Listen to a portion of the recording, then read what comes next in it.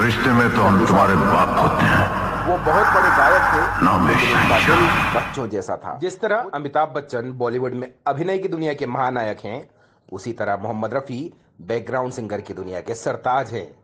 वो जब याद आए वो दूर के मुसाफिर, दिन ढल जाए हाय, दीवाना हुआ बादल, सज रही गली मेरी अम्मा, प्यार कर रही हूँ पत्थर के सनम, आज मौसम बड़ा। दोनों के बीच बहुत गहरा प्यार था। रफी साहब बहुत कम फिल्में देखते थे, लेकिन जब उन्होंने अमिताभ बच्चन और धर्मेंद्र की फिल्में देखी तो वो उनके फैन बन गए। चल चल मेरे भाई तेरे हाथ जोड़ता हूँ तेरे पाँव पड़ता हूँ, चल मैं। हम जिस गाने की बात कर रहे हैं उसे अमिताभ बच्चन और रफी साहब ने मिलकर गाया था। इस गाने को लेकर रफी साहब तो बहुत उत्साहित थे, वहीं अमिताभ बच्चन एक बात को लेकर डरे हुए थे। वो इस गाने की कुछ लाइनों को रफी साहब की शान के खिलाफ मान रहे थे। मुझको यारो माफ करना। इसीलिए उन्होंने इस गाने में अपनी आवाज देने से इनकार कर दिया था। तुम पे फैसला ये मैं छोड़ता हूँ। क्या हुआ था रफी साहब और बिग बी के बीच, और फिर रफी साहब ने अमिताभ बच्चन को किस तरह से समझाया, यही बताएंगे हम इस वीडियो में। तो चलिए शुरू करते हैं गीत और संगीत का ये सुरीला सफर।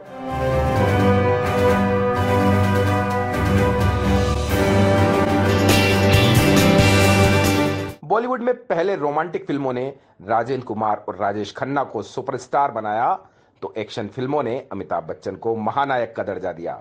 रोमांटिक और एक्शन फिल्मों के दौर में एक फिल्मकार ऐसा था जो मसाला फिल्मों की बहार लेकर आया। इस फिल्मकार का नाम था मनमोहन देसाई। मनमोहन देसाई कंप्लीट पैसा वसूल फिल्म बनाते थे और राज कपूर के बाद उन्होंने अमिताभ बच्चन को ही अपना सब कुछ मान रखा था। अमिताभ को सुपरस्टार बनाने में प्रकाश मेहरा के साथ मनमोहन देसाई का भी बहुत अहम योगदान था।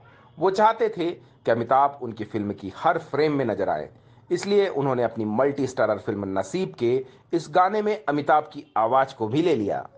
टैक्सी वाले ने भी ना बैठाया।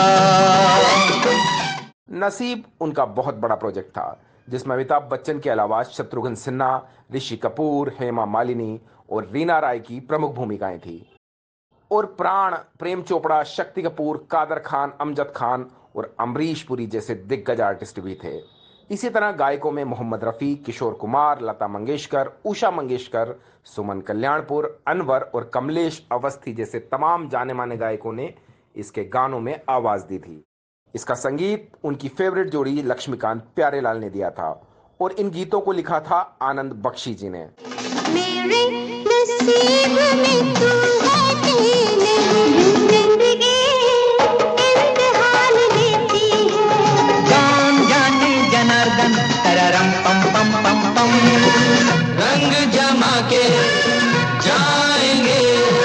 अरे पकड़ो पकड़ो पकड़ो, चकड़ो चकड़ो चकड़ो। इस फिल्म के सभी गाने हिट हुए थे, लेकिन ये गाना इस फिल्म की जान बन गया। चल मेरे भाई, अबे नहीं जाना। चल चल मेरे भाई, अबे नहीं जाना।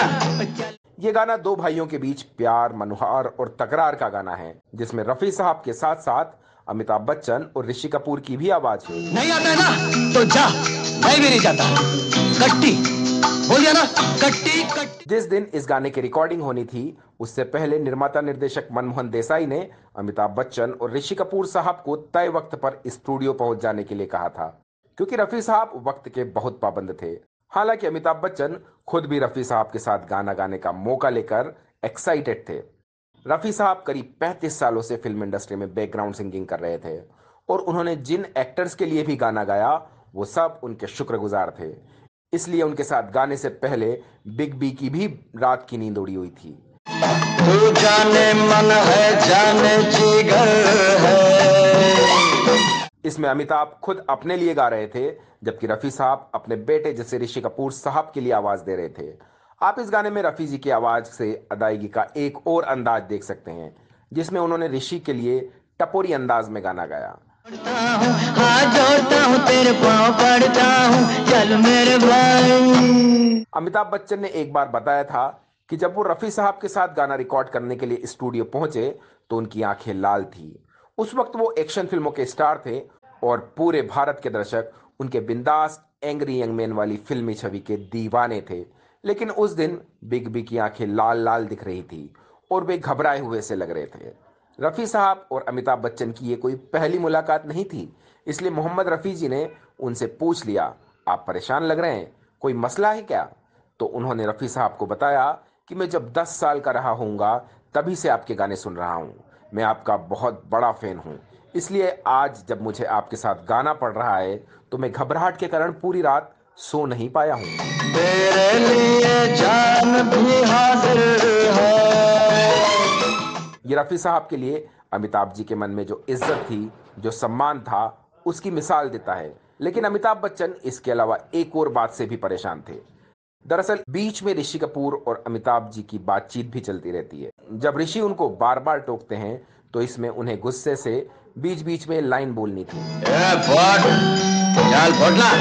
साला पीछे करता जा रहा है, चल जा। अमिताभ को लगा कि ये रफी साहब की शान में गुस्ताखी होगी, इसलिए वो इन लाइनों को गाने से बचना चाहते थे। दिलचस्प बात यह है कि अमिताभ जी समेत सभी कलाकार मनमोहन देसाई की फिल्मों में बिना लॉजिक लगाए काम करते थे, क्योंकि उनको पता था कि मनमोहन देसाई फिल्म को हिट बनाने का मसाला अच्छी तरह से जानते हैं। उन्हें पता था कि दर्शकों को क्या पसंद है, लेकिन अमिताभ जी को इसके बावजूद इन लाइनों पर भी आपत्ति थी। चल मेरे भाई, अबे बोला ना, चल मेरे भाई तेरे हाथ जोड़ता हूँ। उन्होंने रफी साहब को बताया कि मैं चाहता हूं कि ये लाइनें ना गाऊं। तो रफी साहब ने उनसे कहा कि तुम्हारी भावनाएं मैं जानता हूं, लेकिन तुम इसे पर्सनल मत लो, ये तुम्हारे कैरेक्टर की डिमांड है, इसलिए बाकी बातें भूल जाओ और जो गीतकार ने लिखा है वही गाओ। मुझसे इस कदर प्यार है अगर। इसके बाद अमिताभ जी ने इस गाने को अच्छे से रिकॉर्ड किया और ये गाना पूरी फिल्म का सबसे लोकप्रिय गाना बना। साला धुआं खींच गया बे, चल जा। रफी साहब के बेटे शाहिद रफी जी ने एक बार अपनी पोस्ट में बताया कि जब वे इस गाने की रिकॉर्डिंग के बाद घर आए तो बहुत खुश लग रहे थे। जब हम सब खाने की टेबल पर बैठे तो रफी साहब ने बच्चों से पूछा कि तुम्हें पता है आज मैंने किसके साथ गाना गाया? बच्चों ने सोचा जरूर कोई खास बात होगी, क्योंकि वो हमेशा बड़े बड़े गायकों के साथ ही गाना रिकॉर्ड करते थे। सब बच्चे अंदाजा लगा रहे थे। तभी रफी साहब ने कहा, आज मैंने अमिताभ बच्चन के साथ गाना रिकॉर्ड किया है। ये कहते कहते वो बहुत एक्साइटेड दिख रहे थे। वो ये भूल गए कि वो खुद कितने बड़े गायक हैं। ये थी रफी साहब की महानता। वो बहुत बड़े गायक थे, लेकिन उनका दिल बच्चों जैसा था। वो छोटी छोटी बातों पर खुश हो जाते थे। चांद हुआ आवारा, सुबह का निकला तारा। मनमोहन देसाई ने नसीब बनाने में करीब 4 करोड़ रुपए खर्च किए थे, जबकि इसने दुनिया भर में करीब 14 करोड़ 50 लाख रुपए से ज्यादा की कमाई की थी। यह साल 1981 की दूसरी सबसे ज्यादा कमाई करने वाली फिल्म थी। तब टीवी आ गया था और भारत में दूरदर्शन पर पहली बार नसीब फिल्म का ट्रेलर दिखाया गया था। तो दोस्तों, उम्मीद है आपको ये पेशकश पसंद आई होगी।